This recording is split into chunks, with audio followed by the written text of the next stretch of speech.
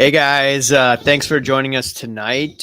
We have a new guest. He is Ryan McClanahan. He probably the most well-versed commenters that I have on my channel. He's over also at History Through Cards. Is that correct? It On is. YouTube? Yep. All right, yeah, definitely check him out. But let me introduce him. Ryan, thanks for coming on, man. Thank you very much. I appreciate it.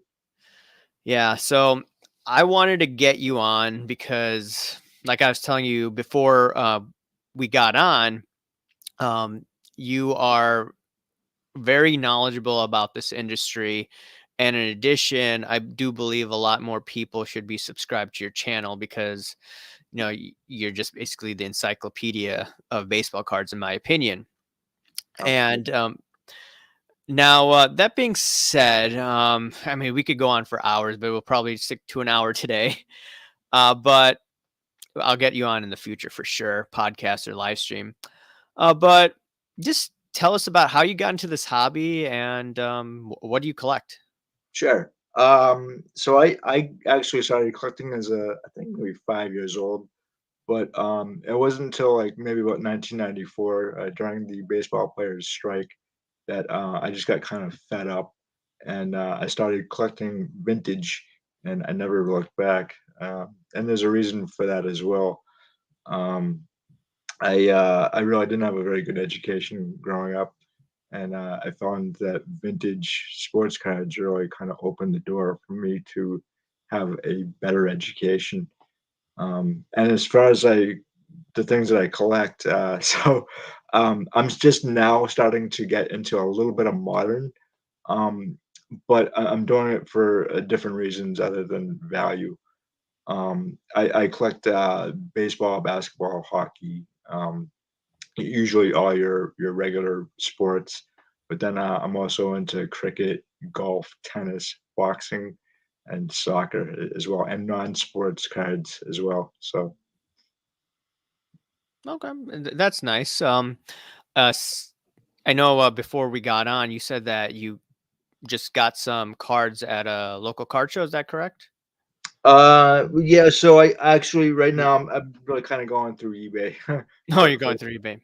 yeah, because there's not really a whole lot. There's only maybe two shows in the Boston area that I go to.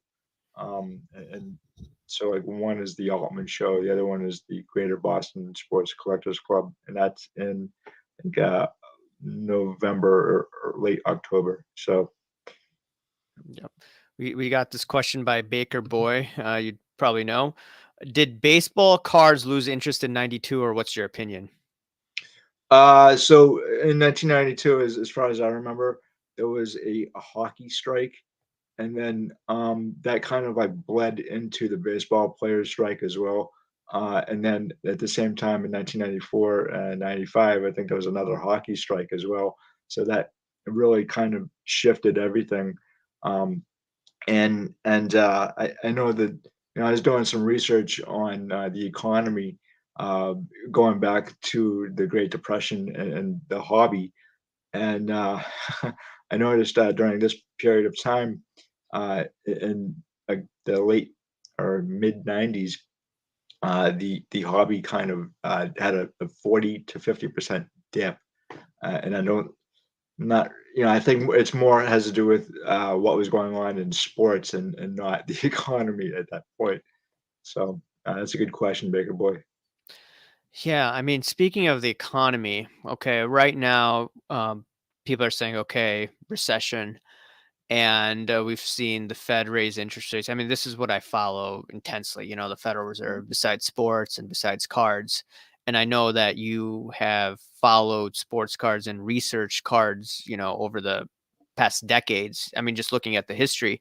So, what's your opinion on this? Okay, during the pandemic, sports cards went like crazy. If you bought anything, they pretty much went up, unless if it's a card that um, there wasn't too much demand in. But vast majority of people, if they bought before 2020, the cards went up. And now we're leaving the pandemic, or the pandemic's over, and sports cards are going down as people are saying, hey, recession, interest rates are going up. What are your thoughts on all this?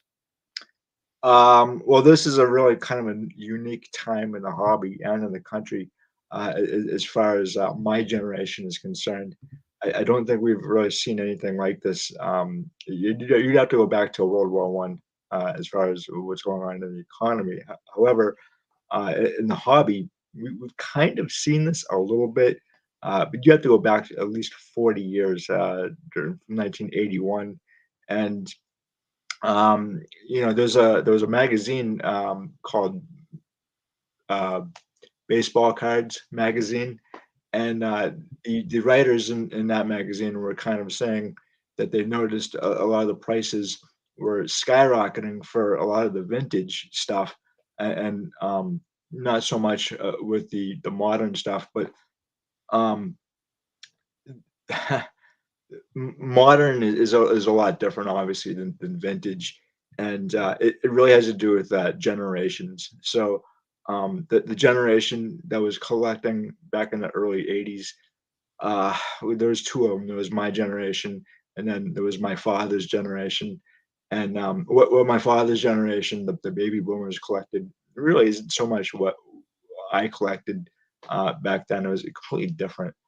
Um, but in the 1980s too, the early '80s, in fact, I actually wrote a pretty lengthy article about 1981 as a very important year in the hobby, um, and a lot of the economic factors then are a little bit mirroring what's going on now. So um, it's really an interesting time to live.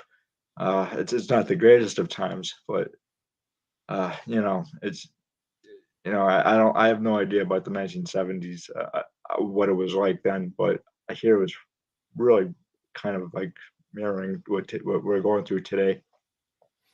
Yeah, the inflation in the 1970s, I wasn't even alive, but you talking about what 1981, 1982. You're saying that the economy wasn't as hot. I know that they raised interest rates under Volcker a lot more aggressively at that point than today, but inflation was you could say a little worse than where it is today. I think, yeah. No, I'm If you sorry to interrupt, Yeah, go but ahead. Go ahead. I think what they had to do in the early '80s was they had to pump in a lot of money to lower things. And uh, Art Laffer, really, the Laffer curve, Yeah. really kind of helped with that. And but it took a while. It took like about 3 or 4 years to get everything down and to have a full functioning economy again. And I think that's what's really going to happen now too, going probably 2025, 2026 or so. And to have a fully functioning economy and takes a while. It's not something that just automatically picks up. Yep, indeed. Okay, let me go through some comments and maybe let's see what Ryan has to say. Joey M says, "I understand the economy argument, but in my opinion, the scams are what killing things." Do you agree with that? Yes, I do. I do actually. Yeah. Well, I mean, scams are nothing new to the hobby. The first scam was about 1972 or so. It got even worse in the 1980s. Now it's just a little bit different because of new printing technology, and you also don't have a lot of the grading companies are really nuts. We don't know how much they're spending on looking at the cards themselves and how many cards you're actually going through. But yeah, when the technology gets better, like they say, every time they invent a new mousetrap, there's always a better mouse so or something close to that. Yeah. All right. Baker Boy asks, "What year is vintage? What year do you consider vintage? What would you classify that as?" Oh, that's good. True vintage is between 1863. That'd be like antique, but true vintage probably would be about 1863 to about 1974. Oh, interesting. So if I have a Nolan Ryan card from what 71 or 70, you consider that vintage? Yeah, Yeah. yeah. I mean, I could be considered vintage too at this point, but I guess it depends on the generation collecting. Yeah. You know, I think somebody younger than me might consider 1991 vintage. Yep. Okay. John Wolf asked, "Do you think vintage is going to take a dive in the price in the next few years with interest rates rising?" Hey, John. So I don't think it's gonna take a dive. It could level off. I mean, nothing goes to zero, obviously, but the thing is, like, this is so difficult because I'm when I collect cards, I'm not collecting for the money, so I don't want to pay a whole lot for the cards that I want in my collection. So who else? Bobbles, ball Oh cards. yeah, maybe I'll go back to it. So Oh, he says people keep discussing how the hobby is down, but if you look at prices on pre 2020, it actually most still is up. It's doom and gloom because so many people believe the hype of the boom. Let me read this other part of the comment. And if they bought during the boom and believed it's gonna keep going up, they're losing their tail off. So that's why so many people are saying it's down. Even Zion Prism is still up over the pre-boom. Like I'll comment that if you want to comment, you can. So a lot of the buying activity actually happened during the pandemic. So I think that's why a lot of people are salty and also they're taking it out on certain influencers. That's just my opinion. I mean, I'm up on some of the cards that I bought pre yeah. 2020. And I bought some cards in 2020 of Tom Brady and he won a championship. So that's in my favor. Aaron Rodgers won a few Super Bowl, not Super Bowls, MVPs. So, some of my cards are up because, I invested in that particular manner. But what do you think about that? So it depends on so that the hobby is really made up of different sections. So there's people who collect vintage. There's some people who collect non-sports, and then you have some people who collect your modern stuff, and um, you also have a lot of people who came in uh, during the pandemic as well, new collectors, and yeah, you can if get ripped off, you might not want to come back to the hobby. So I understand Bobbles his response to that, and people I'm sure did get ripped off quite badly, probably because they didn't really understand what they were getting into, and then that really has to do with I think maybe education too. So. Yep, indeed. It's a lot about education, in my opinion. So, I know we were talking beforehand, and you're just talking about auction houses. So, what about the auction houses you wanted to discuss? Well, the auction, a lot of a lot of things that go on in auction houses. I don't think you can really consider if a card is being sold at an auction house. You can't really consider the sale of that to be. It's kind of a one-off kind of deal. Um, I've really had kind of a problem with auction houses, kind of uh, receiving stolen goods, and we've seen this for a long time now too. Um, and in fact, I've actually brought it up to my state senator and discussed it because every um, every building basically in my state has been kind of pilfered at least once. If it's not the state capitol, or if it's a museum, a lot of these things have ended up in at auctions, and I think maybe kind of auction houses really have to do a better job of doing a background check on where they're getting some of their stuff. I know a lot of this stuff too comes from retired ball players or their families.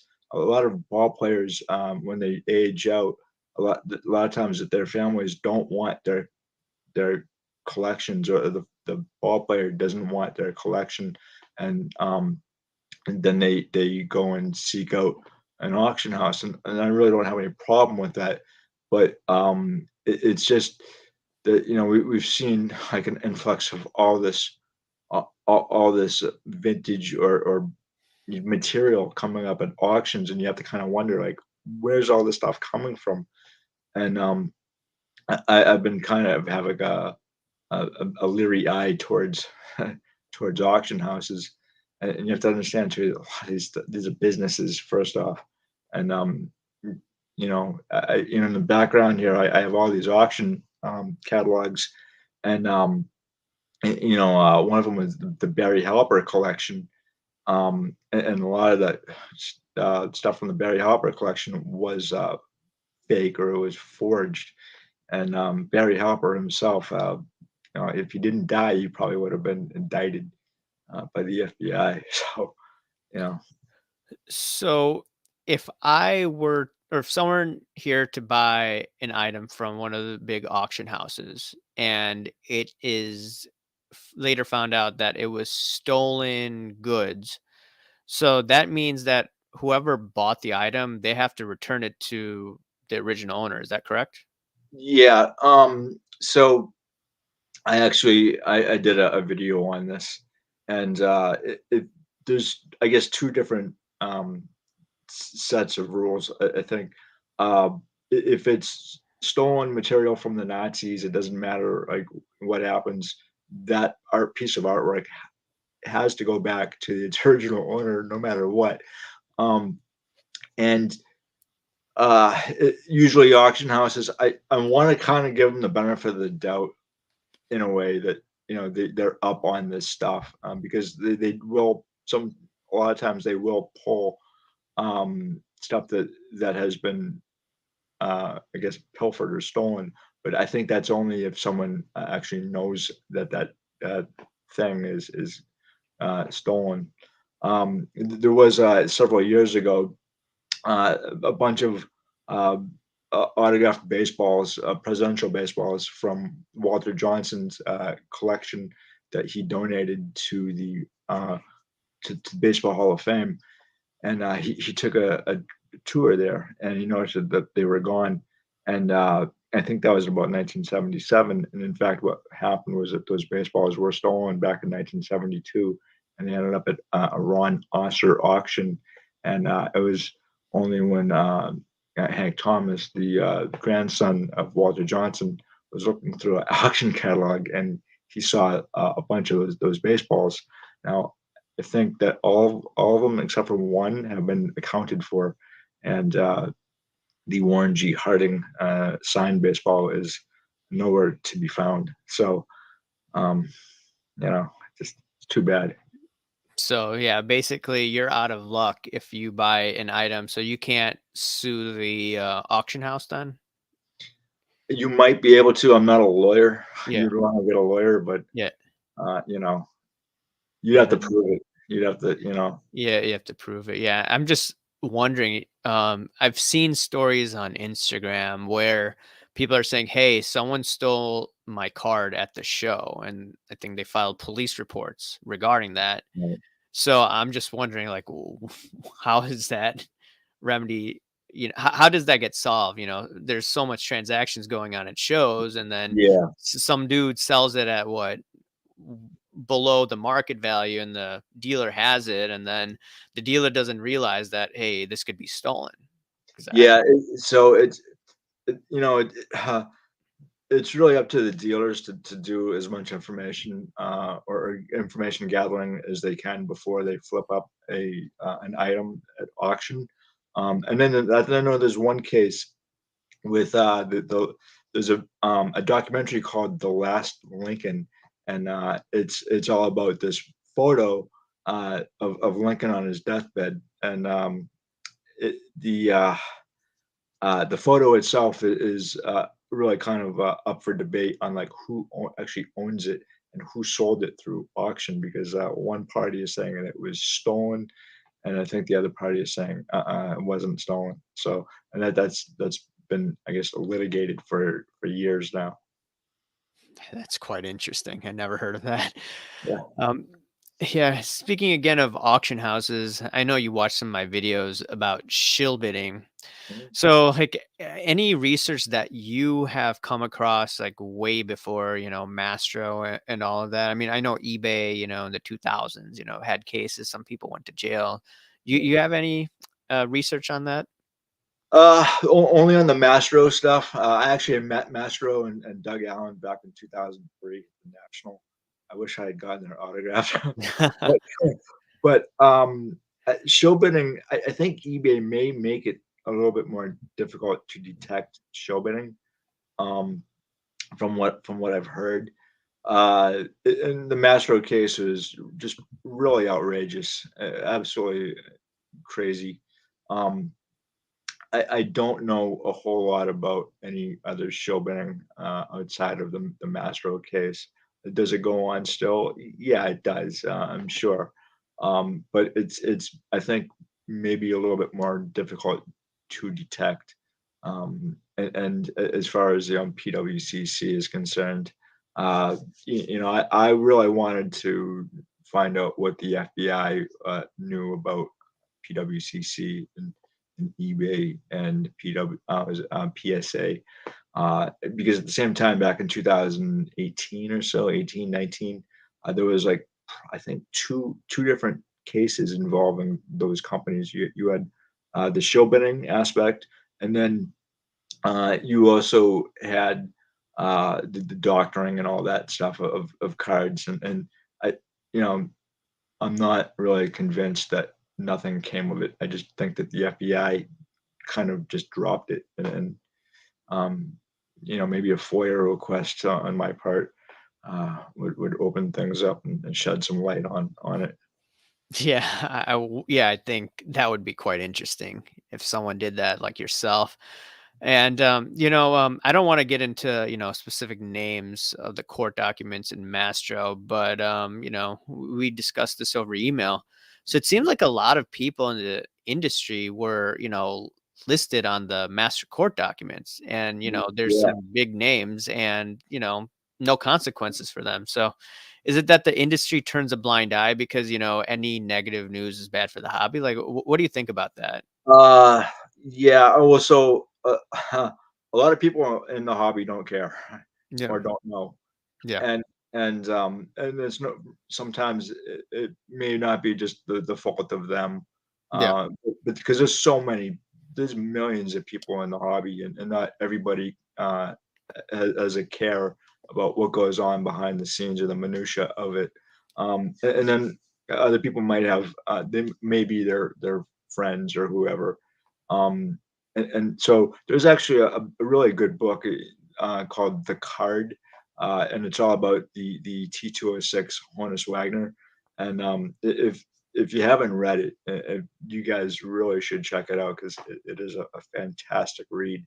Um, but I do actually know a lot of people who are on uh, that list, and I was really kind of surprised. And there was at least one hobby pioneer, and I won't say any names, but those are now documents that anybody can go and read because they're a part of the public forum, if you will. They're public documents. So if you're on that list, I'd like to know why, as far as show bidding is concerned. And I think one gentleman who I've known for a while said in an open forum that he wasn't aware that he was on this document, and that he didn't know that he was a shill. And I would like to give him the benefit of the doubt because I don't know the behind the scenes of what went on uh, with him. Um, but it's just really an interesting case. It's pretty fascinating to me. Yeah, I mean, that opened up my eyes. One of my users sent me that document. I'm like, wow, that's just really intense. I mean, the probability of someone not engaging in fraudulent behavior is very slim to none, just based on the repeated patterns. But some people said that they didn't know they're on it. But There's too many names. yeah, There's too many names, and a few names in particular. There are too many of them. So it's really tough. Anyway, yep. I'll read this comment by Brian. And he says, went to my LCSS today. Only person there. The store was jam packed from 2020 until February. Owner said sales are way down the past couple of months as well. Walked out with some top loaders. Yeah, I think that could just be dealing with the pandemic and also Yeah. crypto's taking a hit and, the crypto bros are, a bit, not shattered, but their confidence is low, and a lot of the crypto bros are investing in sports cards. I don't know if you agree with that. Yeah, yeah. So I notice Wall Street has been investing quite heavily too into sports cards and crypto. And the one thing, I don't pretend to understand a lot about crypto, but I've always been told if you don't understand something, don't buy into it, don't purchase it. Yeah. And so I try to stay away from anything I don't understand. But I do try to learn about it as much as possible. If I still don't understand it, then it's probably on me, right? So Yeah. I mean I mean, just as a disclosure, I just put a little bit of Bitcoin because there's just so much fear out there and everyone's talking crash, crash, crash, crash, crash. I just, took the opposite side of the trade, but it's not too much money, but, just being a contrarian like I am. right, All right. right. All right. Let's see maybe some comment and maybe John asks, which vintage sets do you feel are the most underrated and have the most potential for future growth, in your Oh, opinion? great question. So personally, what I'm doing now is I'm actually collecting a lot of cards from overseas, like this, Is and that Bradman? yeah, it is. It's a Yeah. 1934 elongated press, and I actually love the artwork, and that's one of the reasons why I collect too is for the artwork. And then other stuff like this. So this is Stanley Matthews. It's from 1939. I believe it's a Wills. So I'm collecting a lot of oddball stuff as So well. basically cricket cards, you're saying? Yeah, cricket. There's a lot of room there. There's a lot of room for soccer and tennis and golf and boxing. Um, and so that's personally for me. That's what I'm kind of getting into. I've already gone after all the baseball stuff and the football, but I also would think too that 1960s baseball seems pretty cheap right now. I mean, if a 1968 Don Sutton or tops Don Sutton is going for $5, why not? You know, but I always say too is buy what you like. So Yeah, speaking of cricket, I have like this 57 Bradman here. yeah, that's nice. Yeah. He is considered probably one of the best batsmen of all time, Yeah. and his cards are just really, really cheap. I picked up a bunch of his cards and a lot of cricket just because they're so cheap. And when you talk about batsmen, you think of like Babe Ruth and Ted Williams Yeah. and those guys, but you don't really think about cricket cards or Don there, and his batting average, I think, is like 99 point, I don't know, 17 or something stupid like that. But it's I mean the highest batting averages for a cricket player ever. Yeah. So Yeah, I have this 78 card. yeah, This is that's not cool. yeah, this is not, anything from like the 20s or 30s. That's okay. Yeah, and the thing is that, me being Indian, even though I was born in the US, I have cousins in India, so that I'm looking at what Sachin Tendulkar. Most people here in the US don't know who that is, and they don't know who Don Bradman is. And I'm just Yeah. thinking, if they were able to push up F1, what will stop people? Or I wouldn't be surprised if someone is gonna, pump it up, for cricket. It may not happen now, Cri- it could happen So years down the yeah, road. and so um cricket here is first off, the cricket in the United States was very popular until baseball, and a lot of our original baseball players were cricket players. So the 1863, what is it? There's a set from 1863, and a lot of those guys were cricket players, and that's really kind of like how sports cards started. Um, and it's tough to know what the best cricket sets are. Yeah, you're correct, and John, the one thing you really need to do is your research. And I don't pretend to know everything about cricket, but I try to learn as much about the players as possible, and in that way, I have maybe a better footing.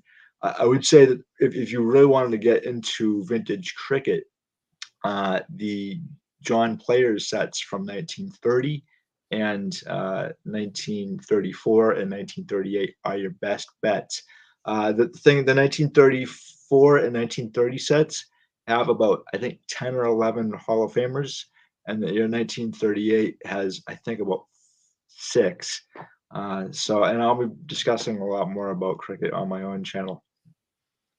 Yeah, I mean, you're talking about how cricket was played in the what 1800s in the US, and Yeah, obviously with the US history, British colonialism. I mean, the Brits spread cricket basically yeah. to every colony that was, associated with Britain. You could go to South Asia, you could go to, parts of Africa, even the It's Caribbeans, right? yeah, it's wildly popular. It's so the funny thing about cricket and soccer is soccer's got the most fans of any sport, followed by cricket, but that doesn't mean that they are very popular in the hobby. So you really have to kind of, at this point, you have to, kind of purchase, or if you wanna get into it, you have to purchase knowing that these things are not going to be, really kind of valuable in the future. But you never know. I mean, I'm not purchasing this stuff because it is valuable. I'm purchasing it because I really like the sports, and again, I like the artwork as well, and the ball players behind them. Yeah, you're mainly a collector, which I understand. It's, now let's take a look at some of these comments. It's about pumping. Yeah, I see someone rugby. Are you into rugby? No, No, do you have any rugby cards? I don't know anything. I know it's a very rough sport, um, but yeah, vintage rugby. Which is rugby. Okay. So yeah, what else to get into? So any topics on your mind uh that you're thinking of regarding sports cards? Mhm. So you know, On I top don't.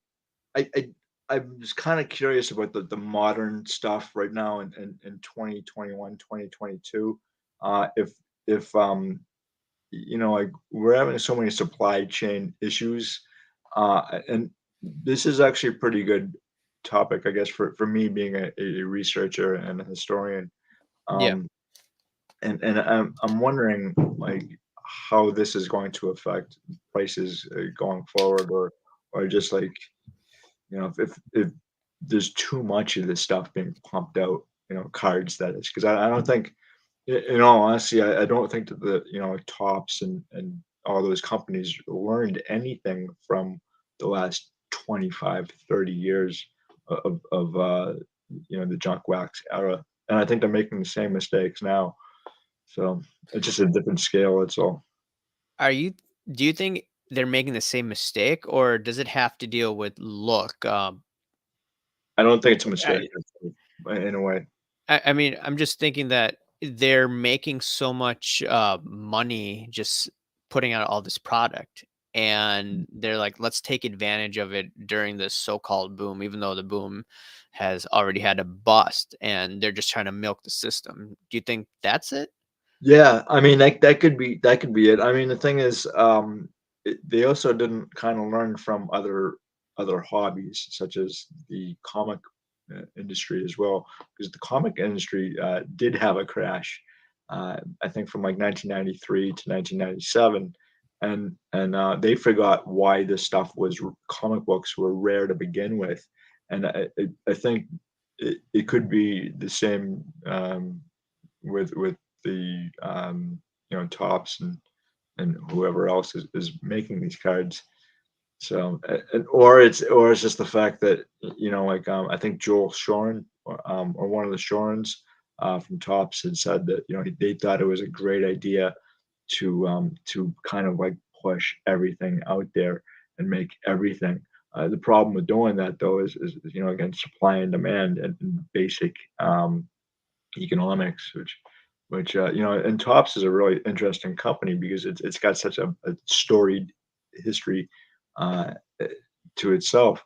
But it almost went bankrupt back in the early '80s, and then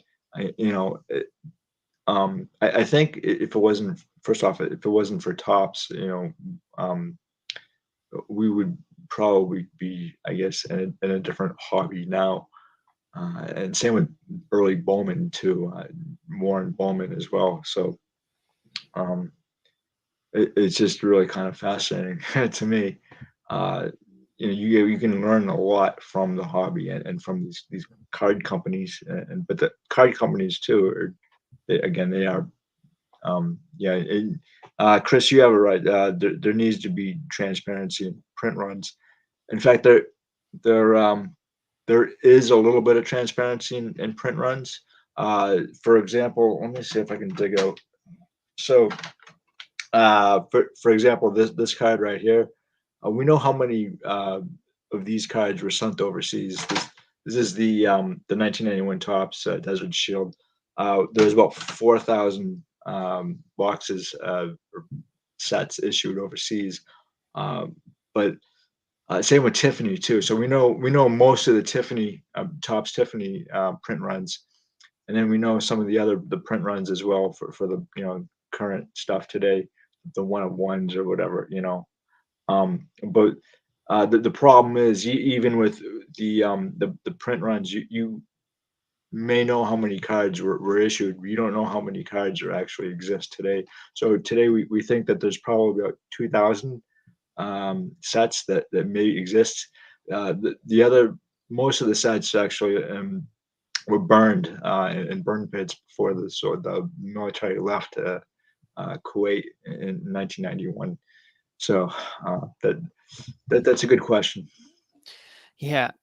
And I'm just since you mentioned Desert Storm, I'm just thinking, okay, before I got back into the hobby in what 2018, I saw that Chipper Jones Desert Storm card was very popular back in the day. And then during this So boom, no one talks about this. I remember the Frank Thomas no name card that was highly coveted, and then all of this, modern basketball stuff, it just skyrocketed. And these cards that were once very high in demand, they're no longer high in demand. Is it just a generational it's, aspect? it's yeah, it's generational. And the other thing is nobody ever talks about this card either.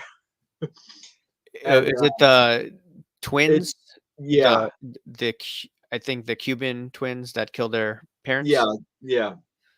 So this was a very hot card up until recently, and the reason why was because eBay decided to try to ban the card, and then they realized that they still have like Nazi memorabilia up on eBay and all that. However, um, I think So wait, you can't buy that card on eBay, you're saying? you can. You can't? They tried to ban it I didn't because know that. Oh, okay. the Menendez brothers were in the back, and actually, I think that photo was up at the trial as well.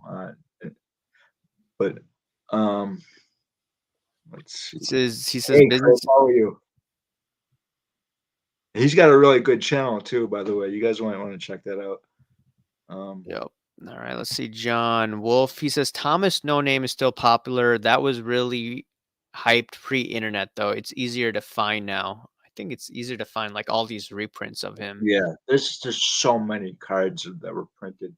I do think it's generational, and I think that it's kind of like the news media as well.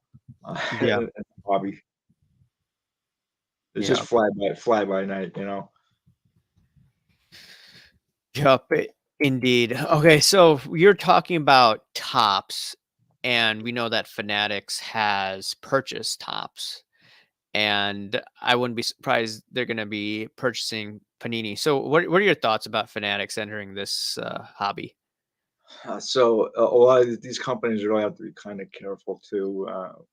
With the Federal Trade Commission and purchasing all these companies. because you may have 4 or 5 companies, but in the end, you might actually have 2 or 1 company, and that could really hurt collectors, going forward. And so, if I'm someone who is trying to issue my own card set and I'm prevented from doing that because only one company has all the licenses, then what do, right? I mean, do you file, with the Federal Trade Commission, like what Flair here tried to do, like, back in the 1960s, or 1980. They actually had I believe it was a five-year court case.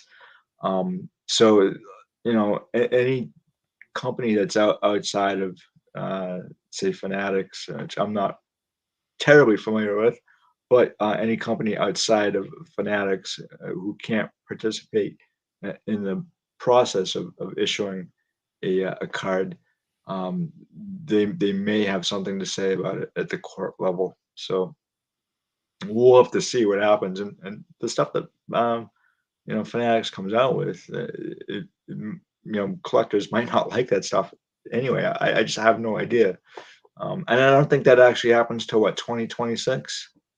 Yeah, 2025, 2026, but they do have tops now, so, So yeah, that's another thing too. I mean, I mean, they could do tops chrome they could. They basketball in the could. coming Yeah. years, right? Yeah, I mean, it really depends on, like, again, like, how collectors, how they feel about all this stuff, as a whole. Some might like it, some might not. There might be demand for some of this stuff, and there might not. You just right now, I think it may be a little too early to tell. Yeah, I do know that Josh Luber has stated that he wants to exponentially grow the hobby, and Fanatics Yeah. basically bought when we're in a boom, and now we're going through what seems to be could be, a slow bus cycle and maybe not going down as straight slowly. Yeah, I would really kind of be concerned too about monopolization, and we've seen monopolies in the sports card hobby, like, at least twice, with the T206s and the American Tobacco Company, and and then in Tops, right? So do you really want to go down that road again? I don't think I don't think that's a good idea. I mean, the thing is, monopolies really stifle innovation, so Yeah, I think I think Fanatics is going to rub a lot of people the wrong way, especially the dealers. They're not going to get the same amount of product that they used to have. yeah. And yeah, it's going to be quite challenging for some of these older guys. Some of the newer guys, younger guys that use the Might technology that Luber Yeah, uses, then they're probably shifting towards a younger generation, in my opinion, which is going to yeah, leave a lot of people salty. yeah, absolutely, and, there's a lot of dealers that don't have anything to do with, YouTube or, anything new. They're old school, and I'm kind of old school myself. So, yeah, I could you could they could shut down, I guess, a lot of dealers, and, you know, just by doing all this, and the first person who really got involved in going directly to the company was a guy named Bruce Yelko back in the early '60s, and it's I don't think it's really anything new that they're thinking of doing. So Indeed, about that. So I was just thinking, the younger generation. So right now, you could say a lot of people are in their 20s are getting burned out by cars, maybe some people in their younger 30s. So how do you think the industry is going to try to get youngsters involved? Do you think this is just cyclical aspect? Because in the 1990s, a lot of young people, they lost out. yeah, And now those guys who are in their 20s are in their 50s and 60s, and they've seen the cycle. And a lot of them were prepared for this, but a lot of the young guys weren't. So how do you think the industry is going to try to get more younger people, or is it just going to be one of those cyclical aspects, in your opinion? So, yeah, okay. So, me being as old as I am, I do remember the 1990s, and I remember, when you had a lot more sets being issued, uh, specifically geared towards younger collectors. I think like the 1993 and 1994 Upper Deck Fun Pack, I was definitely geared for a younger audience, and I think, yeah, you can be burned out. It's easy. I got burned out. I never really went back to the modern hobby until quite recently. Um, but again, collecting too is also generational as well. And so, what you're collecting today, the modern stuff, like from like 2020, 2021, 22, that stuff might not be collected in the same way that it's collected now 20 years from now. If you think about it, if you were collecting in the 1980s or the early 1990s, is that stuff collected in the same veracity as it as now? And that's not the case. Um, you know, so Yeah. it's again, it's generational too. Yeah, I mean, you make it a good point because in 2020, I was buying all of these um, PSA 10s from Four Sharp Corners, and I was getting bulk buys, so I got it a little cheaper than if I were to get the card individually. And I was getting these cards for maybe like $10, $15 PSA 10s of Chipper Jones, Smoltz, commons. And because of the boom, people were paying much more than what I bought it for, about like 30, $35. And these are just commons. Yeah. And I'm just thinking, okay, when the younger generation, once they see some sort of boom like that, you could see a similar situation. So much is printed out there, but some of these commons, go for $10 right now. I wouldn't be surprised if they not go back to 2021 levels, but at some point they get a job, they get a boom, Yeah. get stimulus checks. You see the same similar pattern. I don't Yeah. know. So yeah. So really quickly, Yeah. um, let me see if I have it. So I actually have a few like modern stuff, like modern cards like this, and I'm doing it particularly because they're cheap and because it's a great way to get Hall of Famers.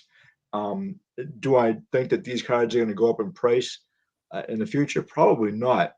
But when you do have a job, it's easier to buy cards. But the thing is that from what I'm hearing is that more and more dealers are actually willing to trade cards, and that would really help out people just getting into it right now. So I'm sorry to interrupt, but Yeah, that's fine. All right, stories and cardboard. Unfortunately, I think they're going to target the gambler mentality to grow the industry. The question is, how do you actually build a collector base? uh, I really can't disagree with that. I think how do you build a collector base? Uh, I don't. I mean, I'm not entirely sure how you. I mean, for as a dealer or as a collector or as a company, first off, if you're a company and you want to build a collector base, you have to come out with a good product, something that people want, and then have it so everybody can join in, and not kind of like push people out. And a lot of people like kind of get pushed out of the hobby through price, and that's true with actually more true with vintage, I think. Um, and because I remember when I was first starting into vintage, I think I was like 14 years old, and I was looking through Beckett, and I couldn't believe the prices that were being asked for in Beckett, and I kept on thinking like, how am I ever going to be able to afford some of these cards? Um, but then, with more discretionary income, it gets easier. I'm not sure how that's going to happen now. Maybe a little bit more discretionary income, maybe a little bit more difficult to come by in the coming months. Oh yeah, for sure. Right now, definitely with high gas prices. Now, in regards to the hobby, going based on the last comment or the other comment, my opinion, one of the problems that I noticed in February or March of last year, CNN had an article that said that Wall Street's getting in on this game. And I'm like, that is not good news. A lot of people, laughed it off, or some people laughed it off. But like that comment was saying, the gambler mentality. And Yeah, I don't know, I am an investor and I say that, but I don't preach, the gambling mentality in sports cards. I try to be strategic. And it seems that the Wall Street mentality has hurt the hobby and with all of this hype. yeah, So, and I don't know how you get collectors or people that are, or if they're investing to be responsible and not hyping and not trying to hurt the hobby. yeah. First off, responsibility. It's up to everybody, to be responsible for their own purchases. Um, and one thing you need to do is, before I do any purchasing, I investigate whether or not it's a right card, a right deal for me, or what's going on with the card. Um, and the more you know, the better off you're going to be. And so like you're always should be learning. And for me, like when I write an article, uh, my articles are really long. So for every page is probably about 3 to 5 to 6 pages of just notes. And the other thing too is with Wall Street getting involved in this. I don't think they have the greatest of intentions, to tell you the truth. Um, eh, also don't think that people on Wall Street really know a whole lot about the hobby to begin with. It's kind of a different animal because with Wall Street, you're really um, you're doing something completely different. And a lot of people, a lot of collectors tend to, at least I have seen in my time with the hobby, a lot of collectors really kind of tend to think of the hobby as like commodities and Wall Street, and I think that really came through Beckett magazine at first, with their down arrows and up arrows, and I don't think it's good. I really don't. So, I kind of wish that Wall Street would kind of stay in its own lane. But then I do understand too that there are a lot of collectors who want to get in on purchasing a little bit of a single card that they might not be able to as well. I think what is it? Buying basically a stock certificate for a specific card. I think that can be kind of dangerous too. And then again, I have a lot of questions about that. So if you want to sell that card that you have stock in, um, how does that go about? Um, So you're not a fan of fractionals, even though it's not the same thing no, as what you're saying. yeah, yeah, I'm not a big fan of fractional. No, No. So, what do you? We have a few minutes left. So, what do you think would? I know you're more of a collector, but what do you think would make the sports card bottom out? Do you still think that there needs to be more pain, in your opinion, just for prices just to come screeching down? I mean, I don't really ever want to see someone lose their card collection, because they either paid too much for them. Um, but I also don't think that there's going to be any kind of bottoming out of the hobby either, because the hobby is so sectional, if you will, that I don't think that will ever be the case. The modern hobby is a lot different, but even so, I think it gradually happens over time that the value today is not going to be the value the same value as it will be 20 years from now.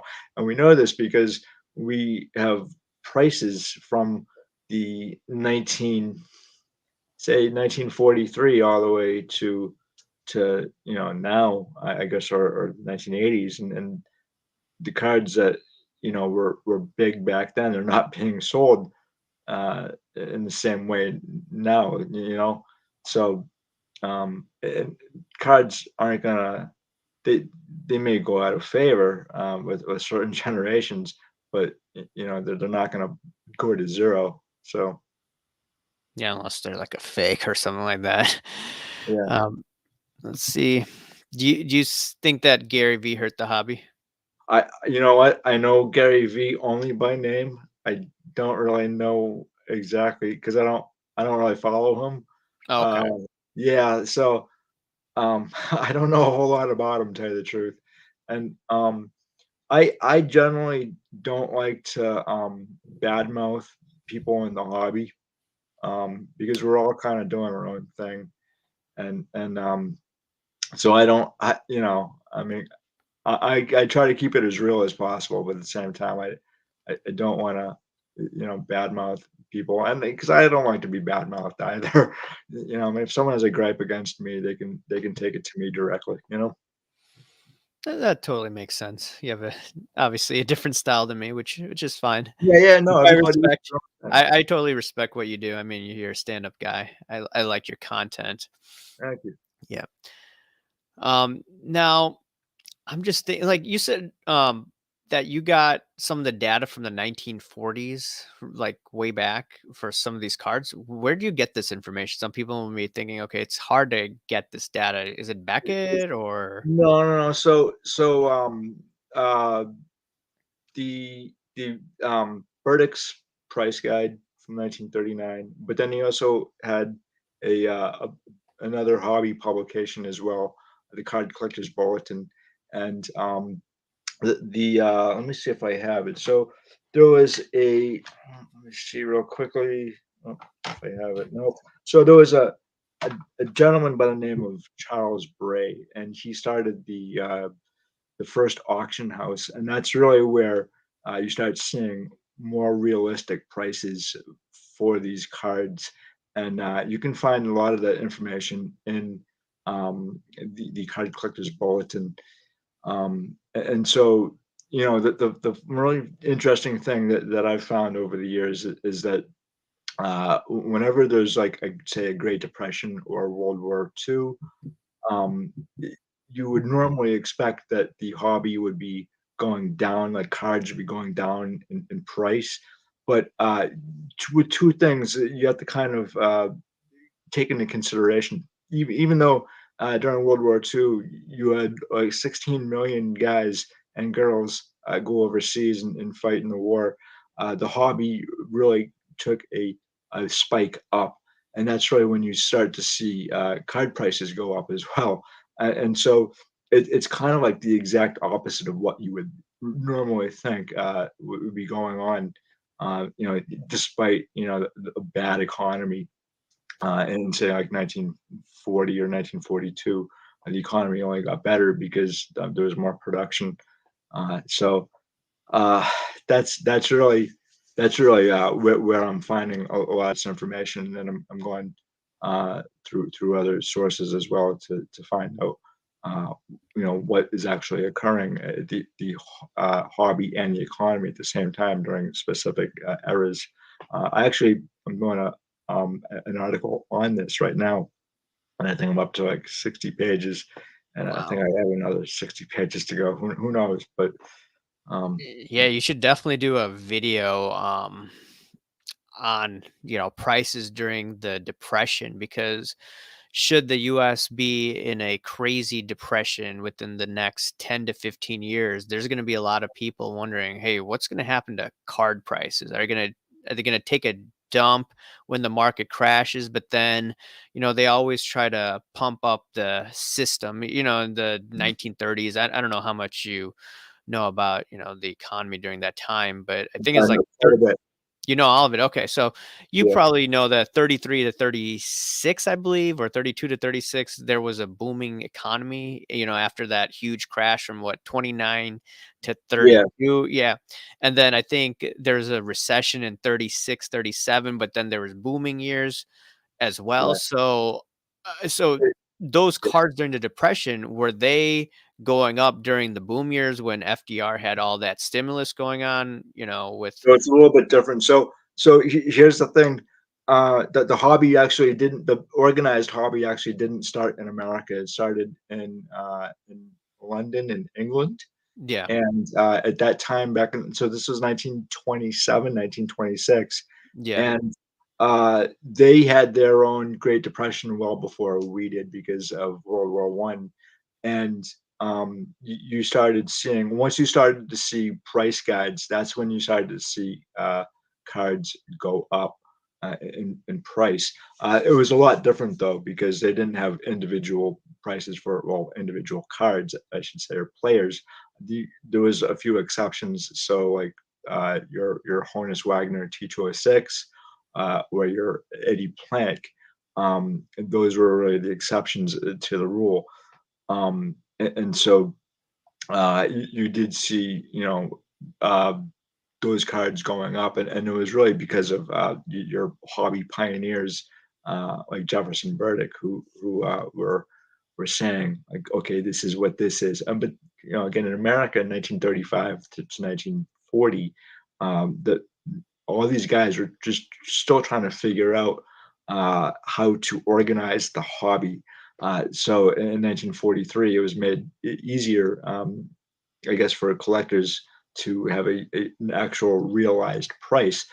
Before that, it was really kind of like, a collector saying like, "I'll pay this much for this card," and in Jefferson Burdick's 1939 guide, he he really didn't have much of a clue on, oh, I shouldn't say that, but a clue on rarity. So he kind of bunched everything together and say like your T206 cards, you wouldn't know what. Let me get to that really quickly. You wouldn't really know what was rare then. So 1958, Bray wrote a letter to collector offering 25 T206 in good condition between Bob Lemke and Dr. Beckett. So that's really interesting. Um, I know in 1975, I think there were only 10 T206 Wagners known.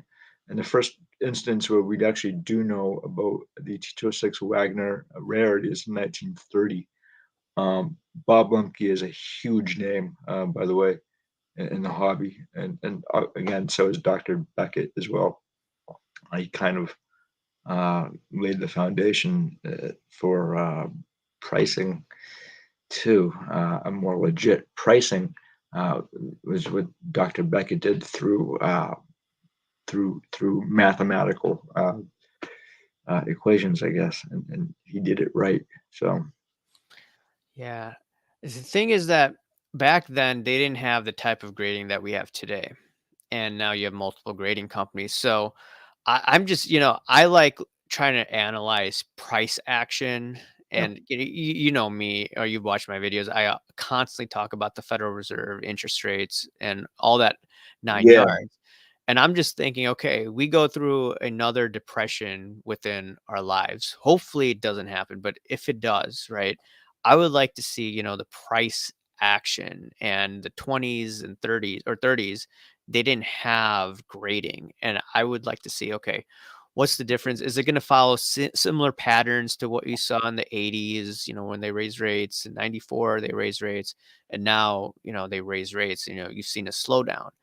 I mean, there's obviously different conditions at different times. I'm just thinking out loud. yeah. So first off, the Federal Reserve killed off our tobacco cards. Okay, and it's the main reason why these cards are rare to begin with. It's one of the reasons. Um, What do you mean it killed off the cards? the way these cards were issued basically was through the sin taxes, and on the I actually wrote an article on this. on my look in the T206. So the way that these cards were issued um, was well, obviously through tobacco, and tobacco was one of the major reasons uh, how the country actually got its taxes. But then once the Federal Reserve came in 1913, it basically killed it. And these cards were actually, not to kind of get off subject here, but these cards are actually banned in tobacco packages from 1897 to 1909. However, I'm sorry. What was your question again? Let me hear it again. My question or Yeah.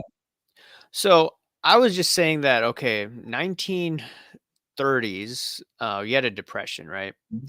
And suppose we go through another depression today within the next 15 to 20 years.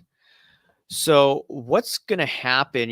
Now we have grading. Back then they didn't have grading. So I'm just thinking, okay, it was a different time frame during that era in the 1930s. So I'm just thinking out loud. I don't know what you have to say about that. Everything that happened in the 1930s was due to what happened in World War One as a direct result. And I would also say too that everything that happened in say 2008, the housing crash happened because we got rid of the Glass-Steagall Act. Yeah. Um, and so you can see a correlation here between those two. And so whatever is happening now with all this money being printed, first off, it's, it lacks basic economic sense. What we did, and there's going to be a price for that. And could that price be 20 years from now? Absolutely, 100%. And the one thing that they did back in the 1930s was they changed their monetary policy slightly with the confiscation of gold, and they had to basically reprint all their paper currency, but at the same time they took out the old currency as well. I don't know if they're going to be able to do it this time because they printed so much damn money, and every time you print money, it lowers it lowers the value of your dollar. And the one thing I really like about the hobby is that it has so much to teach you, is especially economics. And so, and this is how I learned economics, is through the hobby, because I wasn't taught it in school. And that's one thing I like about your channel, is that you are actually teaching economics to people. And it's I say keep it up. I think it's a really great thing. Yeah, I think the last thing I wanna head off on, and I definitely need to get you on, and, people usually lose interest after an hour, so that's why I usually cut it off, but, I mean, you're just, your breadth of knowledge is just quite amazing, and, What remember, was guys, to subscribe to his channel, History Through Cards.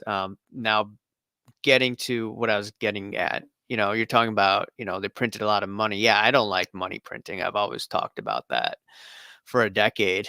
And, me being the contrarian, right? So, yeah, they have money printing, right? But then you have to look at also credit, because I look at inflation as the increase in money supply and credit. So, when you have an economic downturn, at least in the short run, with all that credit, unwinding, then you get the deflation. So I'm just thinking, if you get a hardcore deflationary crash of any sort, I think that could tank sports cars. But then the positive aspect is that could be a great buying opportunity for collectors and investors. So Yeah, yeah, that's absolutely. just my Yeah, anytime that cards go down in value is a great time to purchase. A lot of people too, like myself, I very rarely sell cards, only to purchase something else that I really want. But yeah, again, you have to do a lot of research and figure out what you want in your collection, and if it's worth it. Sometimes it might not be worth it, and you just need to kind of walk away. But in any downturn, first off, downturns in the economy are normal. normal thing. You need them. You can't have everything go up, up, and up. And you know, the Great Depression kind of taught us that. You know, that the stock market crashed, and we had a lot of crashes before that. Some are well more understood than others. You know, the bankers crash of 1907 um, was really what taught Roger Babson, the economist, that things weren't right, they weren't correct, and he wrote the a book that had the Ten Commandments of investing, and I read an article about that too, and that really helped me to narrow down and focus what I wanted in my collection too. So, you know, a downturn in the market is fine, but it's sometimes it is needed. Other times though, it's purely like I guess like the crash that we had in um, the Great Depression was really it was a series of mistakes that I think Ben Bernanke said yes we caused that because we had too many government influences involved and when they don't allow for companies to handle these things naturally. Uh, you know, the natural course of these things. There's just too many hands in the pie, if you will, and so maybe we can learn from this. Who knows? You know what they say. I'll leave on this. They always repeat history, right? So they make the same mistakes over and Yeah, over again. I mean, it doesn't repeat, but it just rhymes, yeah, in yeah. my opinion. 100% right. 100%. Yeah. All right, Ryan, you've been a fabulous guest. Your knowledge, once again, I have to Thank you, sir. say, it's A plus, man. And right, history through cards, right on YouTube. Yeah, and I have a website too, historythroughcards.com, and you guys can read my articles. They are long form articles, so they're anywhere between I'd say 15 pages to 65 pages. Yep. All right. Thanks, Ryan, for coming on Thank again. you. Appreciate it.